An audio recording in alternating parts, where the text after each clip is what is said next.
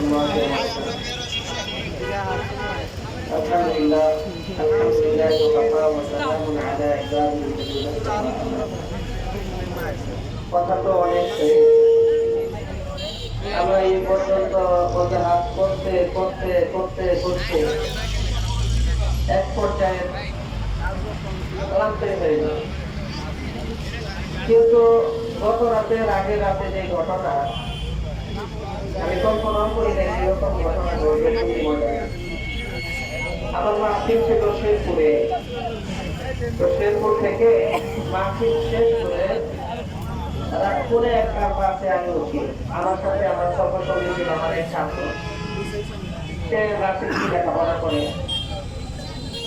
ওকে বললাম যখন টঙ্গী ময়দানের কাছে বাস আসে তোমার বেটাকে হারিয়ে বলে রাখো, যাতে করে জায়গায় দেয় এবং আমাদেরকে নামায় দেয়। আমাদেরকে মোটামুটি সোয়া চারটার দিকে, ভোর সোয়া চারটার দিকে ফ্লাইওভারের উপরে নামে এরপরে কাকের থেকে বড় রাস্তা দিচ্ছেন যে আগামীকাল মাছ করা হবে, অর্থাৎ বুধবার সকালের মাছ করা, জেলার যে মাছ করা হয় এই মাছ করাটা কাকরাইল না হয়ে টঙ্গী ময়দানে হয়। আমি চিন্তা করলাম যে মাহফিল শেষে আর বাসায় না গিয়ে মসজিদে না গিয়ে টঙ্গী ময়দানে ফজরের নামাজ পড়ে এখানে অবস্থান করি, এরপরে মাছ করা সেরে যাবে। তো সাইফুল ভাইয়ের সাথেও কথা হয়েছে, আমাদের ওসমান ভাইয়ের সাথেও কথা হয়েছে। ওনারা সকালবেলা ফজরের পরে এখানে উপস্থিত হবে। সকাল একটার দিকে যখন নামছি, নামার পরে ওই যে ফ্লাইওভার আছে ওখানে শিবর সিঁড়ি আছে নামার জন্য, নামার পরে পাটা গেটের সামনে দেখি ছাত্রীরা একাত্র হয়েছে। কল্পনার বাহির যে এদের হাতে, আমি আর ওই ছেলেটা দেখছি এদের হাতে রড ছিল, এরপরে বড় বড় অস্ত্র যেগুলাকে আমরা ওই যে ছুরি, আমরা যে কুরবানির সময় জবাই করি, গরু জবাই করি, ছুরি, বড় বড় ছুরি, রড, লাঠি, এরা পাটা গেটের সামনে এসব স্লোগান দিতেছে। এখন গেট তো বন্ধ, গেটের ভিতর আমাদের সাথীরা তারা তাকিয়ে আছে। আমি ওই ছেলেটাকে বললাম সামনে চলো, আমরা সামনের গেটের দিকে যাই। মনে হয় ছাত্রীরা মাত্র এখানে জমায়েত হয়েছে। এখন সামনের গেটে যে এত ভয়াবহ অবস্থা আমরা কল্পনা করতে পারি। সামনের দিকে এসে দেখি সেখানে যাকেই পাইতেছে তাকেই পিটাইতেছে, রড দিয়া পিটাইতেছে, লাঠি দিয়া পিটাইতেছে, আর এলো পাথরে কুমাইতেছে, এলো পাথরে কুমাইতেছে, চাকু দিয়া পাড়াইতেছে। ওইটা দেখে আমি ওকে বললাম যে এখানে তো সমস্যা হয়েছে। এই কথা বলতে বলতে দৌড়ায় আমাদের দিকে আসছে। আপনি কে? আমাদের জিজ্ঞেস করতেছে আপনি কে? ভাই আমি তো শেরপুর থেকে আসলাম, মাহফিল থেকে আসলাম। ও আপনি আলেম? যা আমি তো আলেম। এই কথা বলতে দেরি আর সাথে সাথে লাঠি দিয়া ফিরে দেরি। যখন লাঠি দিয়া এরকম বাড়ি মারছে, আরেকজন কাইলে আমার ওই সাপোর্ট দিয়ে করছে, ওরা কিন্তু মারে নাই। যেই শুনছে একজন আলেম, মসজিদের ইমাম, খতিব, সাথে সাথে লাঠি দিয়া যখন পিটাতে গেছে, আমি তখন হাত দিয়ে থামাইতে গেছি। আমার এই হাতের কবজির উপর একটা ঘড়ি ছিল, এখানে ঘড়ি ছিল, ঘড়ি ভেঙে কোথায় চলে গেছে, আমার হাত ফেটে গেছে। ওই ঘড়িটা মনে হয় না থাকে, আমার হাতটা ভেঙে যেত, ওই ডান হাতটা ভেঙে যেত। এরপরে আরেক লাঠি দিয়ে আরেকটা যখন মাথার মধ্যে মারবে, লাঠি ঝাড়ছে, আমি একটু দৌড় দিয়ে রাস্তা পার হওয়ার চেষ্টা করছি, ওই আঘাতটা আমার পায়ের মধ্যে লাগছে। আমার হাতটা অনেক কষ্ট হয়েছে।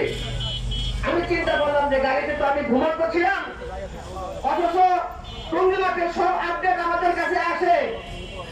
সাথে সাথে একটা অটোওয়ালাকে বললাম, ভাই নিরাপদ জায়গায় নিয়ে যান।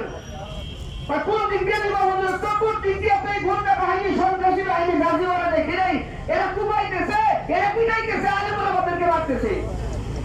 আমি যখন বললাম যে তুমি তাড়াতাড়ি করে যেখানে পাবে একটু নিরাপদ জায়গায় নিয়ে যাও, তখন সে ওই ফ্লাইওভারের উপর দিয়া এরপরে আব্দুল্লাহপুরের এখানে একটা সিএনজির কাছে সিএনজি ওনাকে বললাম, ভাইজান মোবাইল টেনে দেখে যে সব 3:30 থেকে ছাত্রীরা টঙ্গী মাঠে আক্রমণ চালিয়েছে, আমাদের সাথীরা হাওমাও করে চিৎকার করতেছে আর আল্লাহ আল্লাহ বলে চিৎকার করতেছে।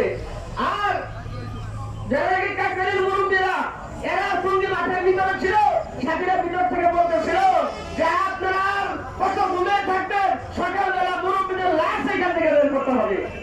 আপনাদেরকে বলতে চাই, ওই সাপ সে এই ভুল করছে সেই ভুল করছে, এখন ঘটনাটা ঘটছে এরকম, এরা তো তাবলিগি সাথী, এরা হলো সন্ত্রাসী, এরা হলো খুনি, পয়সা পয়সা আলামুল আমাদেরকে দুনিয়ার জমি থেকে বিদায় করে দিতে চায়। এরা কোনো তাবলিগি সাথী হইতে পারে না। টুপি দাঁড়িয়ে রাখা, পাগড়ি পরা, লেবাস পরিধান করে এরা মানুষদেরকে ধোঁকা দিচ্ছে। এরা মুসলমান না, আলেমদের গায়ে যারা আঘাত করে এরা কখনো মুসলমান হইতে পারে না। এরা কাফের, এরা এরকম ফতোয়া দেয়, জানেন কি বলে? এরা বলে তাদের আমিরকে না মারলে, সাতসাপকে আমির না মারলে হত্যা করা, তাকে হত্যা করা ওয়াজিব। নাউজুবিল্লাহ। আরে ভাই জুড়ে বলেন না নাউজুবিল্লাহ। নাউজুবিল্লাহ।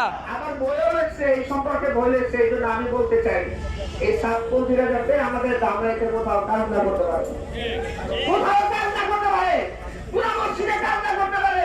ওরা কিসের সবগুলারি করবে, ওরা কিসের মুসলমান, ওরা কিসের তাবলিগি, ওরা তো সন্ত্রাসী, মৃত্যুকে দেখে আসছে।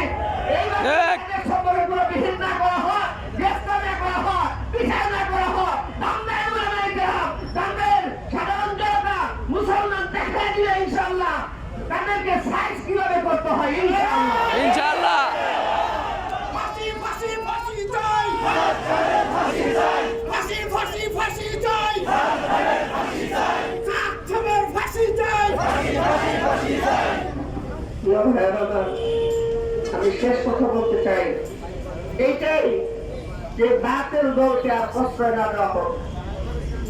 এরা গতকালকে আমি দেখলাম এই মুয়াজ্জিন নূর, এই মুয়াজ্জিন নূর বলতেছে যে আপনারা যে বাড়িতে যাইবেন, বাড়িতে থাকতে পারবেন, আমরা নিরাপত্তার গ্যারান্টিকে দিবে। মুয়াজ্জিন নূর এই শয়তানটা বলতেছে, ওরা ভালো মতো জানে আমরা আমাদের এলাকায় গিয়ে বাসা বাড়িতে স্থির থাকতে পারবো না, নিরাপদে ঘুমাইতে পারবো না। এখন ওরা যে ওদের যে চিন্তা ভাবনা ঘুমাইতে পারবে না, এখন আমরা যদি ঘুমায় যাই তাহলে মনে রাখবেন সামনে সমস্যা হবে, এমন সমস্যা আসবে সেই সমস্যার আর সমাধান হবে না। আল্লাহ রাসূল জিহাদের ময়দানে গিয়েছেন, জিহাদের ময়দানে শুধু তাসবিহ আর জায়নামাজ দিয়ে যান নাই, সাহাবায়ে কেরামদেরকে নিয়ে অস্ত্র নিয়ে গেছেন আল্লাহ রাসূল। শুধু কি তাসবিহ আর জায়নামাজ নিয়ে গেছেন আর জিকির আজকার করছেন? আমরা আজকে প্রশাসনকে বলবো 24 ঘন্টার ভিতরে এদেরকে গ্রেফতার করবে, আর না হয় আমরা অন্য ব্যবস্থা নিব, নাকি বলেন ইনশাআল্লাহ। نشر من الله ورحمه الله. السلام عليكم ورحمه الله.